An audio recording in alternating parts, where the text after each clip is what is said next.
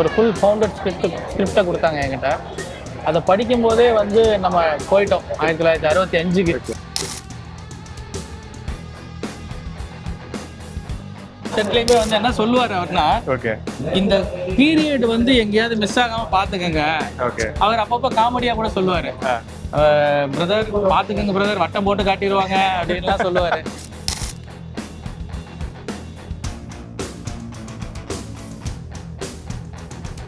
Social media இருந்துச்சு வந்துட்டாங்க. கொஞ்சம் யோசிச்சு பாருங்களேன், இவ்வளவு பெரிய ஒரு போராட்டம் இப்ப இருக்கிற யங்ஸ்டருக்காக அப்போ உள்ள யங்ஸ்டர் வந்து போராடி இருக்கிறாங்க. இவங்கெல்லாம் எப்படி ஒண்ணு சேர்ந்தாங்க?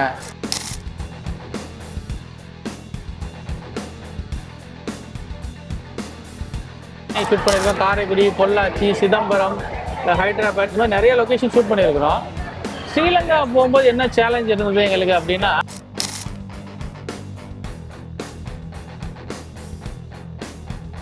அதாவது ஏஐ அந்த டெக்னாலஜி வந்து பயங்கர பூம் ஆயிருக்கு.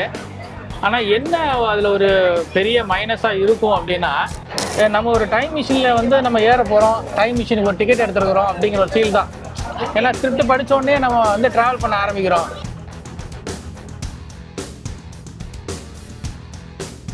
சரி, ஓகே மக்களே, இப்போ வந்து பாத்தீங்கன்னா இந்த பிரம்மாண்டமான பயங்கரமான இந்த செட்டு நம்ம பராசக்தி செட்டோடைய ஆர்ட் டைரக்டர் கார்த்திக் சார் கூட இருக்காரு. நம்ம அவர்கிட்ட பேசி தெரிஞ்சுக்கலாம். Hi sir. வணக்கம் சார். சோ ஃபர்ஸ்ட் வந்து ஆயிரக்கணக்கான மக்கள் காலைல இருந்து வந்துட்டே இருக்காங்க, கூட்டம் அப்படியே போயிட்டே இருக்கு ரோடு வரைக்கும். உள்ள பாக்குற எல்லாமே வந்து பாத்தீங்கன்னா ஒரு செட்டு மாதிரி ஒரு ஃபீலிங்கே இல்ல சார். எந்த அளவுக்கு நீங்க வந்து ஒர்க் பண்ணிருக்கீங்க சார்? இல்ல, இது வந்து என்னன்னா 1965 60 அந்த காலகட்டம்ல உள்ள கதைக்களம்னால கொஞ்சம் ரொம்ப ரிசர்ச் பண்ணி மெட்டீரியல்லாம் சோர்ஸ் பண்ணோம். ஓகே.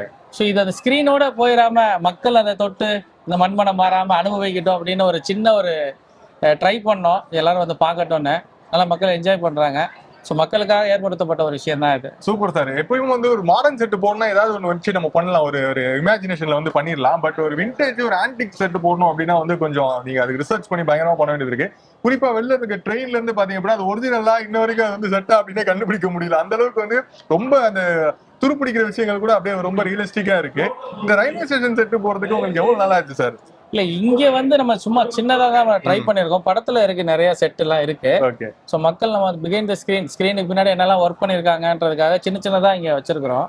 இந்த ட்ரெயின் வந்து பாத்தீங்கன்னா நீங்க பார்த்த ட்ரெயின் வந்து ஒரு மினியேச்சர் ஸ்கேல். அது ஆக்சுவல் ஸ்கேல் ட்ரெயின் தனியா இருக்கு, அது வேற. அது இங்க டிஸ்பிளே வைக்க முடியாதுன்னு வைக்க முடியல. அந்த ட்ரெயின்ல வந்து சில விஷயங்கள்லாம் பண்ண வேண்டியது, அதாவது ஃபைட் சீக்வன்ஸுக்காக நிறைய ரெடி பண்ண வேண்டியிருந்தது. அந்த ஸ்கேல் மாடல்ல பண்ணி நாங்கள் இதை வச்சு அதை ட்ரை பண்ணோம். ஸோ அதனால அது மட்டும் இங்கே டிஸ்பிளே பண்ணியிருக்கிறோம். ஒரிஜினல் ஸ்கேல் இன்னொரு தடவை பார்ப்பீங்க நீங்க.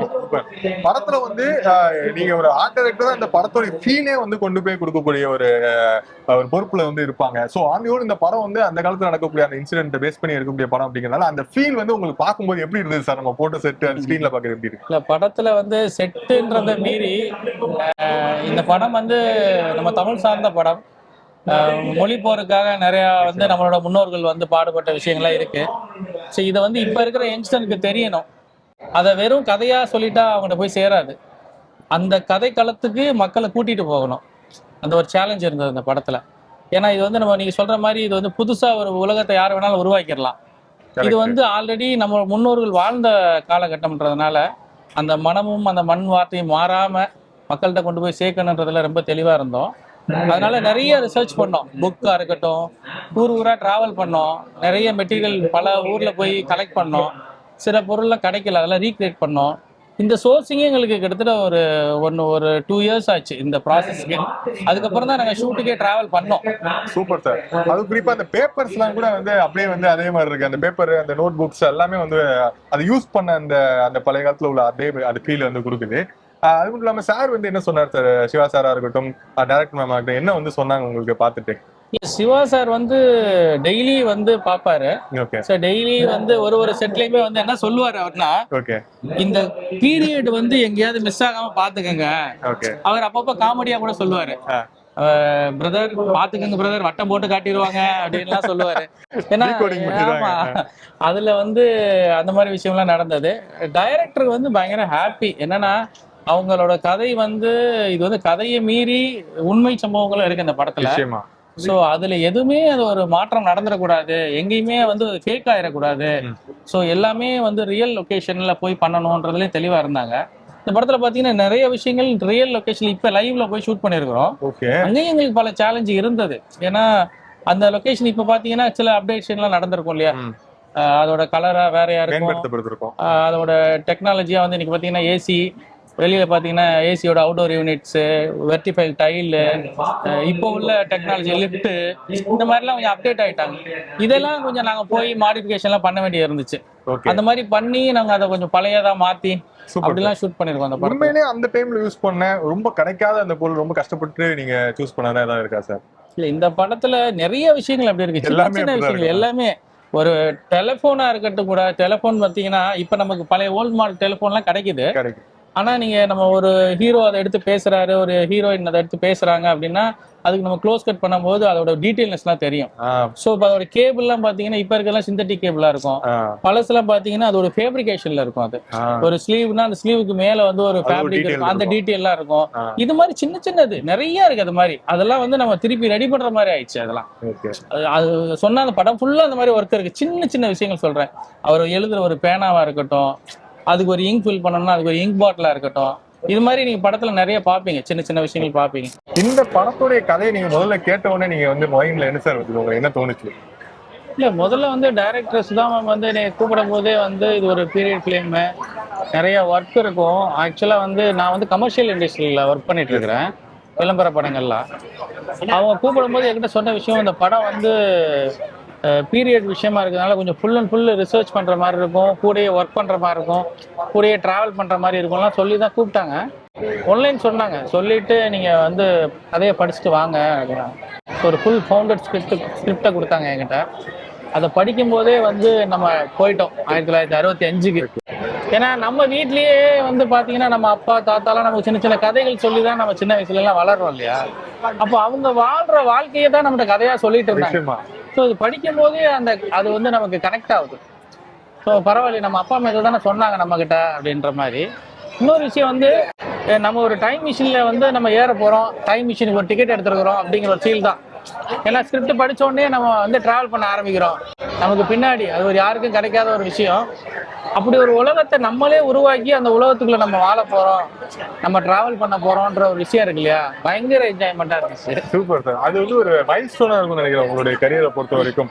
ஏன்னா நார்மலா ஒரு செட்டு படத்துக்கு செட்டு போறது, ஒரு கமர்ஷியல் போறதை விட அந்த டைம் ஒரு சேலஞ்சிங்கான ஒரு செட்டு போறது. இப்போ இமேஜின் பண்ணி கிரியேட் பண்ற செட்டு வேற, நம்மளே வந்து ஒரு உலகத்தை உருவாக்குறதுன்றது யாரு வேணாலும் அவங்கவுங்க வாழ்க்கைக்கு ஏத்த மாதிரி அவங்களோட ஆசைக்கு ஏத்த மாதிரி உருவாக்கிக்கலாம். இந்த உலகம் அப்படி கிடையாது, நம்ம முன்னோர்கள் வாழ்ந்த உலகம். சோ அதை வந்து நம்ம ரீக்ரியேட் பண்றது ஒரு சேலஞ்சா தான் இருந்தது. Super sir. அது மட்டும் இல்லாம இது வந்து ரொம்ப ரொம்ப முக்கியமான சப்ஜெக்ட், ஒரு பெரிய சப்ஜெக்ட். இந்த சப்ஜெக்ட் வந்து வரும்போது அந்த பீரியட் ஆஃப் டைம்ல வந்து நமக்கு பெருசா வீடியோ கிடையாது, பெருசா விஷுவல்ஸ் எதுவுமே கிடையாது. சோ அது எதுவுமே இல்லாம நீங்க எப்படி இந்த ரெஃபரன்ஸ் எடுத்தீங்க? ரொம்ப கஷ்டமா இருந்திருக்கும்னு நினைக்கிறேன். ஒரு சீனும் பார்க்கும்போது எதுவும் தப்பு வந்துடக்கூடாது, அதுக்கு ஏத்த மாதிரி கரெக்டா வந்து அலைன் ஆகணும் போது எந்த சேலஞ்ச் அது எப்படி நீங்க ரெஃபரன்ஸ் பண்ணுங்க? இல்ல, இதுல நம்மளோட சேலஞ்சை மீறி சில விஷயங்கள் சொல்றேன். இந்த படம் வந்து ஒரு புரட்சியை பேசின ஒரு விஷயம், ஒரு புரட்சி நடந்தது. அது இல்லாம மாணவர்களோட ஒற்றுமைனால என்னெல்லாம் பலன் இருக்கு, மாணவர்கள் ஒற்றுமை எப்படிங்கிறத பேஸ் பண்ணி தான் இந்த கதை. இதுல வந்து நிறைய ஹிஸ்டரி, அதாவது இந்த படத்தை பத்தி விஷயங்கள் வந்து ஒரு போராட்டம்னு வச்சுக்கோங்களேன். இதுக்கு எதுக்கு இதெல்லாம் சொல்றேன், கனெக்ட் பண்றேன் அப்படின்னா, ஒரு நெட்வொர்க் இல்லாத ஒரு காலகட்டம், மொபைல் இல்லை, டிவி இல்லை, இன்டர்நெட் இல்லை, அந்த மாதிரி ஒரு காலகட்டத்துல இவ்வளவு மாணவர்கள் ஒன்று சேர்ந்திருக்காங்க. அவங்களுக்கு அது எப்படி சாத்தியப்பட்டுச்சு அப்பவே அந்த காலகட்டத்திலேயே இல்லையா? அதுக்கே ஒரு சாத்தியப்பட்ட விஷயத்த நம்ம இதை போய் பெருசா சொல்லிடக்கூடாது. ஏன்னா அவங்க விட்டு போன சின்ன சின்ன அடையாளங்களையும் அவங்களோட தடத்தை தான் வந்து நம்ம ரீக்ரியேட் பண்ணியிருக்கிறோம். இதுக்கு அவங்க எவ்வளவு மெனக்கட்டாங்களோ அது மாதிரி நம்மளும் இதுக்கு ஒரு மெனக்கடல் இருந்துச்சு. என்ன மாதிரி மெனக்கடல் அப்படின்னா, இப்போ ஒரு விஷயத்த வந்து மக்கள் பார்க்கும்போது, ஒரு யங்ஸ்டர் பாக்குறான், வீட்டுல இருக்க பெரியவங்ககிட்ட கேட்கறான், அப்பா இப்படிதான் இருந்தியாப்பா நீ அப்படின்னு கேட்கறானா, ஆமாடா என்னோட வாழ்க்கை அப்படிதான்டா இருந்துச்சுன்னும் போது அது அங்க ஒரு உதாரணமா இருக்கணும். அது வந்து இல்லையடா இது ஏதோ சும்மா சொல்றாடா அப்படின்னு சொல்லிடக்கூடாது. ஸோ அந்த விஷயத்துல தெளிவா இருந்தோம். ஏன்னா இந்த கதை வந்து உண்மை சம்பவத்தை சார்ந்த ஒரு கதைக்களம் இது. அப்ப நம்ம வந்து எல்லாத்துலயுமே நம்ம உண்மையா இருக்கணும் அந்த படத்தை பொறுத்த வரைக்கும். Super sir. அந்த அளவுக்கு அந்த கண்டினியூட்டி தேவை, அந்த ரெஸ்பான்சிபிலிட்டி உங்ககிட்ட ரொம்ப பெருசா இருந்திருக்கு அப்படின்னு நினைக்கிறேன் சார். இந்த படம் வந்து ஒரு புரட்சி ஒரு படம், அது மட்டும் இல்லாம இந்த கோபம், ஆக்ஷன், இந்த ஃபைட், இதெல்லாம் வந்து நீங்க எப்படி வந்து ஆர்ட்ல வெளில கொண்டு வந்தீங்க சார்? அது ரொம்ப கஷ்டம். ஏன்னா அந்த டைம்ல இருக்க அந்த சண்டை காட்சிகள், அந்த கோபப்படும் போது, அந்த புரட்சி போடும்போது அந்த விஷுவல் வந்து எப்படி இருக்க போகுது ஸ்கிரீன்ல, எப்படி நீங்க அதை பண்ணிருக்கீங்க? இல்ல நமக்கு வந்து ரிசர்ச் தான், நிறைய வந்து நிறைய புக்கு இதுக்காக நாங்கள் ட்ராவல் பண்ணி எடுத்தோம். நிறைய புக்கு வந்து ரிசர்ச் பண்ணி படித்தோம். இந்த போராட்டம் எப்படி நடந்தது, எந்த காலகட்டத்தில் நடந்தது, இதுக்கு யார் யாரெல்லாம் இதுக்கு வந்து பேக் போனாக இருந்தாங்க, இதுக்கு வந்து அப்போ இருந்த அரசியல் சட்டம் என்ன சப்போர்ட் பண்ணுச்சு, என்ன சப்போர்ட் பண்ணலை. ஸோ இது வந்து அரசியல் சார்ந்தும் இருக்கு கதைக்கலாம். ஸோ இது எல்லாத்தையும் ரிசர்ச் பண்ணும்போது நிறைய விஷயங்கள் கற்றுக்கிட்டோம். எப்படின்னா இப்போ இங்க இருந்து நம்ம திருச்சி போறோம் அப்படின்னா உடனே இமீடியட்டா கிளம்பி போகலாம். இங்க இருந்து காரைக்குடி போறோம், இங்க இருந்து பெங்களூர் எங்கோ போறோம்னு வச்சுக்கலாம், டக்குன்னு நம்ம டிசைட் பண்ணி காரோ பைக்கோ ஃபிளைட்டோ இதுலயே டிராவல் பண்ணிடுவோம். ஆனா கொஞ்சம் யோசிச்சு பாருங்களேன், அந்த காலகட்டத்துல நம்மளோட மக்களோட வாழ்க்கை வரல, அந்த ஒரு வாழ்க்கை தரம் எப்படி இருந்துச்சுன்னா அந்த ஊரு தான் உங்களுக்கு வாழ்க்கையே. அந்த வீடு விட்டா விவசாயம், அது சார்ந்து நம்ம சொந்தம், இப்படிதான் வளர்ந்தாங்க. இவங்க வந்து ஒரு கல்யாணத்துக்கு போகணும்னா கூட அதுக்கு வந்து ஒரு மாசத்துக்கு முன்னாடியே அதுக்கு ப்ரிப்பேர் ஆவாங்க. ஸோ இப்படிதான் அவங்களோட வாழ்வாதாரம் இருந்துச்சு அந்த டயத்துல, வாழ்க்கை முறையும் அப்படிதான் இருந்துச்சு. இப்போ நம்ம வந்து டக்குன்னு ஒரு விஷயத்துக்கு போறோம் அப்படின்னா இமிடியேட்டா கிளம்புறோம். எதுக்காக இதை சொல்றேன் அப்படின்னா, மாணவர்கள் வந்து மதுரையில இருப்பாங்க, திருச்சியில இருப்பாங்க, காரைக்குடி, ஒரு ஊர்லயும் வேற வேற காலேஜ். இந்த படம் வந்து ஒரு பெரிய கம்யூனிகேஷன் இருக்கு இந்த படத்துல. இப்ப இந்த கம்யூனிகேஷன் எப்படி இருந்துச்சு அவங்க கிட்ட, இவ்வளவு மாணவர்கள் எப்படி ஒன்று சேர்ந்தாங்க. இப்பெல்லாம் ஜல்லிக்கட்டுக்கு வந்து சோசியல் மீடியா இருந்துச்சு, வந்துட்டாங்க. கொஞ்சம் யோசிச்சு பாருங்களேன், இவ்வளவு பெரிய ஒரு போராட்டம் இப்ப இருக்கிற யங்ஸ்டருக்காக அப்போ உள்ள யங்ஸ்டர் வந்து போராடி இருக்கிறாங்க. இவங்க எல்லாம் எப்படி ஒண்ணு சேர்ந்தாங்க. ஸோ இந்த படம் அதுவும் சொல்லும், இதோட கம்யூனிகேஷன் எப்படி இருந்துச்சு, இவங்க எப்படி மக்கள் வந்து இப்ப இருக்கிற யங்ஸ்டருக்காக அப்போ உள்ள யங்ஸ்டர் போராடினாங்க. அதெல்லாம் வந்து இப்ப இருக்கிற யங்ஸ்டருக்கு ஒரு சின்ன ஒரு உதாரணமா கூட எடுத்துக்கலாம். ஏன்னா அவங்க வந்து நமக்கு அடுத்து வர்ற ஜென்ரேஷனுக்காக அவ்வளவு வேலை செஞ்சுட்டு போயிருக்காங்க. இப்போ நமக்கு அடுத்த ஜென்ரேஷனுக்கு என்ன பண்ண போறோம், அது உணர்த்தக்கூடிய ஒரு விஷயமா இருக்கு. நீங்க வந்து எந்த அளவுக்கு ஒரு ப்ரௌடா ஃபீல் பண்றீங்க? உங்களை பொறுத்த வரைக்கும் இந்த படத்தோட ஆர்ட் டைரக்டரா ஒர்க் பண்ணிருக்கீங்க, நீங்க போட்ட செட்டா இருக்கட்டும், இல்ல இந்த கதையில ஒர்க் பண்ணதா இருக்கட்டும், எந்த விஷயத்த நீங்க வந்து ஹைலைட் பண்ணி சொல்லுவீங்க? இல்ல ஹைலைட்னா முதல்ல இந்த படத்துல நான் இருக்கிறதே பெருமை எனக்கு. இப்படி ஒரு உண்மை சம்பவத்தை தழுவி இப்படி ஒரு கதைக்களம் இருக்கு. இந்த கதைக்களத்துல என்னோட ஒரு பாட்டும் இருக்கு. இது வந்து ஒரு ஹிஸ்டரி. நீங்க வந்து இப்ப நம்ம வந்து இதுக்கு நமக்கு முன்னாடி இருந்த ஜென்ரேஷன்ல இருந்தவங்க பண்ண படத்துல இருந்து நம்ம சில ரெஃபரன்ஸ் எடுக்கிறோம் இல்லையா. எனக்கு அதுல ஒரு சந்தோஷம். நம்ம வந்து ஒரு 60-65 காலகட்டத்துல உள்ளதை நம்ம ரீக்ரியேட் பண்ணியிருக்கிறோம். இது நமக்கு அடுத்து வர்ற ஜென்ரேஷனுக்கு வந்து ஒரு சின்ன ஒரு துரும்பா இருந்துராதா, நம்ம ஒரு உதாரணமா இருந்துட மாட்டோமா அப்படிங்கறதுல கொஞ்சம் பெருமை இருக்கு எனக்கு. ஜாப் சாட்டிஸ்ஃபேக்ஷன் இருக்கு அப்படின்றது சூப்பர். இந்த படத்துல யூஸ் பண்ணிருக்கக்கூடிய ஒரு செட்டோ இல்ல ஒரு ப்ராப்பர்ட்டியோ இல்ல ஒரு ஏதோ ஒரு ஆப்ஜெக்ட், ஒரு விஷயம், அதாவது மறைமுகமா சொல்லக்கூடிய ஒரு விஷயம் அதாவது இருக்குமா சார்? ஏதாவது ஒரு மீனிங் இருக்குமா அந்த செட்ல? ஒரு ப்ராப்பர்ட்டிலயோ இல்ல ஏதோ ஒன்று நீங்க கிரியேட் பண்ணதுல இந்த படத்துல? இந்த செட்ல கேக்குறீங்க? இந்த படத்துல நீங்க சொல்ற இந்த படத்துல நீங்க கிரியேட் பண்ண செட்ல இருக்கக்கூடிய மீனிங், மறைமுகமா மீனிங் ஏதாவது இருக்குமா? மறைமுகமா இல்ல, ஏன்னா எல்லாம் ஓப்பன் தான். நீங்க வந்து படத்துல போய் மறைமுகமா சொல்றதுக்கு படம் எடுக்கணும்னு அவசியமே இல்லையே இல்லையா? ஏன்னா ஓப்பனா தான் இருக்கு படத்துல எல்லாமே, நீங்க பாக்கலாம். இப்ப கூட வந்து சென்சார்ல வந்து சில விஷயங்கள்லாம் சொல்லியிருக்காங்க படத்துல. ஏன்னா அதுதான் பொலிட்டிக்கல் சார்ந்த சில விஷயங்கள் இருக்கு. மாணவர்களோட போராட்டம் வந்து நம்ம வந்து எப்படின்னா ஹிஸ்ட்ரி நம்ம படிச்சு தான் தெரிஞ்சுக்கிறோம். ஸோ ஹிஸ்ட்ரியில வந்து சின்ன மாற்றம் கூட நடந்திருக்கலாம். சில விஷயங்கள் வந்து கண்டென்ட்டா மக்கள்கிட்ட போய் சேர வேணான்னு கூட நினைச்சிருக்கலாம். இதனால திரும்ப ஒரு புரட்சி வெடிக்கலாம். ஆனா நீங்க அதையும் ரெடி பண்ணிருக்கீங்க கஷ்டப்பட்டு. ஆமா ஆமா. சோ அதனால ஒரு சில விஷயங்கள் வந்து இருக்கதான் செய்யுது. சரி, சூப்பர் சார். மக்கள் வந்து இது நேரடியா வந்து பார்வையிடணும் அப்படிங்கிற அந்த ஒரு எண்ணம் சார். நேரடியா வந்து பார்க்கும்போது என்ன ஃபீல் பண்றாங்க, நீங்க என்ன ஃபீல் பண்ணணும்னு நினைச்சீங்க? இல்ல இது நேரடியா பார்வைக்கு எப்படி இது வந்தது அப்படின்னா, கண்டென்ட்டா வந்து நம்ம வந்து ஒரு ப்ரொமோஷன் தேவைப்படுது இந்த படத்துக்கு, இது மக்கள்கிட்ட போய் சேர்க்கணும். மக்களுக்கு வந்து ஒரு பிகைண்ட் த ஸ்கிரீனிங் பண்ணலான்றது படக்குழுவோட ஒரு விருப்பம். அதை ஏன் வந்து அந்த பிகைண்ட் த ஸ்கிரீனிங் நம்ம ஒரு ஸ்கிரீன்ல காட்டுறோம்? ஏன்னா இப்ப இருக்கிற மக்கள் வந்து படப்பிடிப்பு தளத்துக்குலாம் யாரும் வர்றதில்லை மீன்ஸ் நம்ம யாரும் அலோவ் பண்றது இல்லை அவங்கள. ஏன்னா ஒரு பிரைவசி காரணமாக ஒரு படப்பிடிப்பு நடக்கும்போது வெளியில உள்ள பப்ளிக் நம்ம யாரும் உள்ள வரதில்லை. ஸோ அதனால வந்து அவங்கள வந்து இது மாதிரி பாக்குறதுக்கு விருப்பப்படுறாங்க. நாங்கள் நிறைய படப்பிடிப்பு தளங்கள்ல வந்து இந்த போராட்டம்லாம் நடந்துச்சு நாங்கள் ஷூட்டிங் பண்ணும்போது. எங்களை உள்ள விட மாக்கிறீங்க, எங்க ஊர்ல வந்து ஷூட் பண்றீங்க, எங்களையும் அலோவ் பண்ண மாக்கிறீங்க. அப்பவே இந்த தாட் இருந்தது, ஏன் வந்து நம்ம வந்து மக்களுக்கு இதை வந்து தெரியப்படுத்தக்கூடாது, இதெல்லாம் மக்கள்கிட்ட காட்டலாமே அப்படின்னு ஒரு ஐடியா இருந்தது. அப்படி ஏற்பட்டதான் இந்த ஒரு சின்ன கண்டென்ட். ஸ்கிரீனுக்கு பின்னாடி உள்ள விஷயத்த நேரா வந்து தொட்டு அனுபவிக்கட்டும் அப்படின்னு. முக்கியமா எந்தெந்த லொகேஷன் எல்லாம் நீங்க வந்து படம் ஷூட் பண்ணீங்க? உங்களுக்கு சேலஞ்சா இந்த லொகேஷன் எது? இல்ல சேலஞ்சு அப்படின்னா நான் இலங்கை சொல்லலாம். ஏன்னா இங்க சென்னையில வந்து பாத்தீங்கன்னா சென்னை ஷூட் பண்ணியிருக்கோம், காரைக்குடி, பொள்ளாச்சி, சிதம்பரம், ஹைதராபாத், இந்த மாதிரி நிறைய லொகேஷன் ஷூட் பண்ணியிருக்கிறோம். ஸ்ரீலங்கா போகும்போது என்ன சேலஞ்ச் இருந்தது எங்களுக்கு அப்படின்னா, ஸ்ரீலங்கால ஒரு மிகப்பெரிய படப்பிடிப்பு நடந்துச்சு. அங்க வந்து மொழியே வேற இல்ல. நிச்சயமா. இப்ப அங்க எல்லாம் டிஜிட்டலைஸ் ஆயிடுச்சு. ஒரு ஓப்பன் ஸ்பேஸ்ல நீங்க ஷூட் பண்ண போறீங்கன்னா ஃபுல்லா digital name board, sign board, வண்டியில எழுதிருக்கா இருக்கட்டும், கடைகள் எழுதிருக்க நேமா இருக்கட்டும், எல்லாமே வந்து வேற்று மொழி இல்லையா? கம்ப்ளீட்டா வந்து நம்ம காட்டுறோம். இப்ப நம்ம இங்க ஒன்றும் சீட் பண்ணிடலாம், நம்ம அங்க அது பண்ண முடியாது. ஸோ அது மாதிரி பண்ணும்போது அங்க ரொம்ப டீட்டெயில் பண்ண வேண்டியிருந்தது. அது எல்லாத்தையுமே நம்ம நாட்டுக்கு தகுந்த மாதிரி, நம்ம மொழிக்கு தகுந்த மாதிரி, அது மாதிரி கொஞ்சம் கண்டென்ட் பண்ண வேண்டியது. Super sir. அண்ட் ஆடியோவில் வந்து இந்த செட்டை நீங்க ப்ரிப்பேர் பண்றதுக்கு படத்துல ப்ரொடக்ஷன் சைட்ல இருந்து எப்படி ஹெல்ப் பண்ணாங்க? அந்த பட்ஜெட் லிமிட் இதெல்லாம் வந்து எப்படி இருந்தது? இல்ல முதல்ல வந்து தயாரிப்பாளருக்கு நன்றி சொல்லணும். ஏன்னா பொருட்செலவு அப்படிங்கிறத மீறி நீங்க யோசிச்சு பார்க்கணும். இந்த படத்துல வந்து 3 ஹீரோக்கள் இருக்கிறாங்க. ஒரு ஹீரோ வச்சு செலவு பண்றதுக்கே இங்க தமிழ் இண்டஸ்ட்ரி வந்து ரொம்ப கஷ்டப்படும் போது 3 கதாநாயகர்கள் அப்பவே வந்து தயாரிப்பாளர் ரெடி ஆயிட்டாரு. இந்த படத்தை வந்து பெரிய பொருட்செலவுல தான் இருக்கும், ஸோ அதுக்கு நம்ம ரெடி ஆயிடணும் அப்படின்னு சொல்லிட்டு எந்த ஒரு இதுவும் இல்லாம நல்ல ஒரு பொருட்செலவு பண்ணி தான் இந்த படம் தயாரிக்கப்பட்டிருக்கு. குவாலிட்டி நீங்க பாப்பீங்க படத்துல ஸ்கிரீன்ல. ஏன்னா ஒரு மதுரையோட ஒரு மிகப்பெரிய ஸ்ட்ரீட்டு, மாசி ஸ்ட்ரீட்டை வந்து அங்கே ரீக்ரியேட் பண்ணியிருக்கிறோம். ஸோ அது வந்து செட் ஒர்க்கே பார்த்தீங்கன்னா கிட்டத்தட்ட ஒரு 6 மந்த் கிட்ட போச்சு. ஒரு 6 மாதம் அதுக்கான வேலைகள் நடந்தது. ஷூட்டிங்கே பார்த்தீங்கன்னா அங்கே ஒரு மாதத்துக்கிட்ட நடந்தது. அது ஒரு மிகப்பெரிய செட்டு. அதுக்கு வந்து கொஞ்சம் பல கோடிகள் செலவு பண்ணி தான் அந்த செட்டை நாங்கள் கிரியேட் பண்ணியிருக்கிறோம். அது நான் ஒரு பார்ட் சொல்றேன்.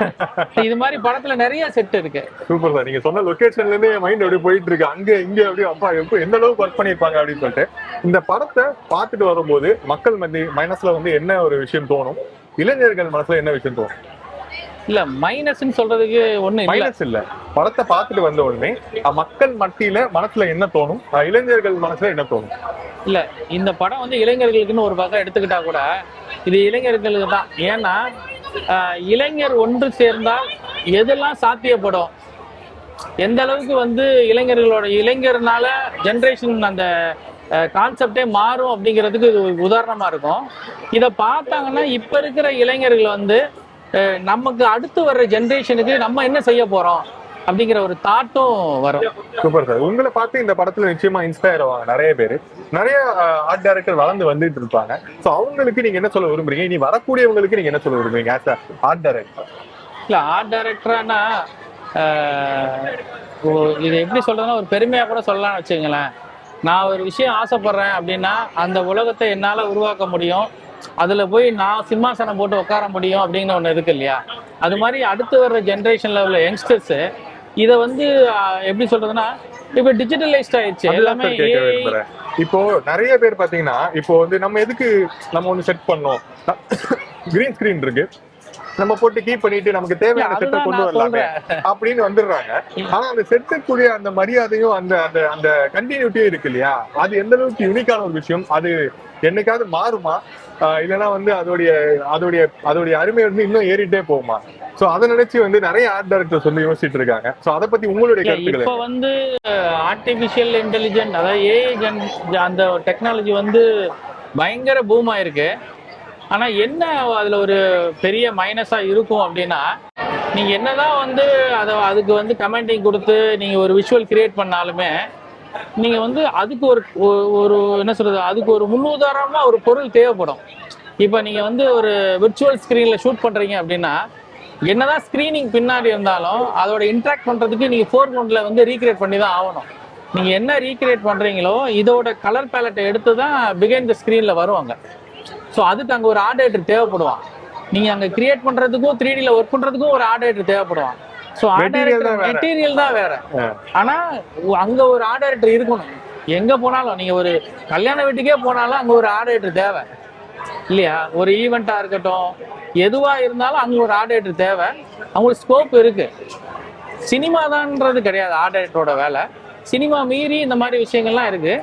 என்னதான் டெக்னாலஜி வந்தாலும் அதை ஆப்ரேட் பண்றதுக்கு ஒரு ஆர்டேட்டர் தேவைப்படும். சூப்பர் சார், ரொம்ப அருமையா வந்து சொன்னீங்க. அண்ட் சட்டு பாக்குறதுக்கு ரொம்ப அருமையா இருக்கு. நிச்சயமா நன்றி. காலையில இருந்து லட்சக்கணக்கான மக்கள் வந்து வந்துட்டு இருக்காங்க. படத்தை பாக்குறதுக்கு முன்னாடி செட்டை பாத்துட்டாங்க. படம் எந்த அளவுக்கு எதிர்பார்த்துட்டு இருப்பாங்க அப்படிங்கறது இவங்க வந்து பாக்குறதுல இவங்க தெரியுது. நிச்சயமா படம் வெற்றி பெற வாழ்த்துக்கள் சார். நன்றி நன்றி. நம்ம நேயர்களுக்காக பொங்கல் வாழ்த்துக்கள் சொல்லிடுறோம். அனைவருக்கும் பொங்கல் நல்வாழ்த்துக்கள். இந்த பொங்கல் வந்து எல்லாத்துக்கும் சிறப்பாக அமையணும்னு ஆண்டவனை வேண்டிக்கிறேன். எல்லாரும் திரையில வந்து படத்தை பார்த்துட்டு உங்களோட கருத்துக்களை பகிர்ந்துக்கும். நன்றி.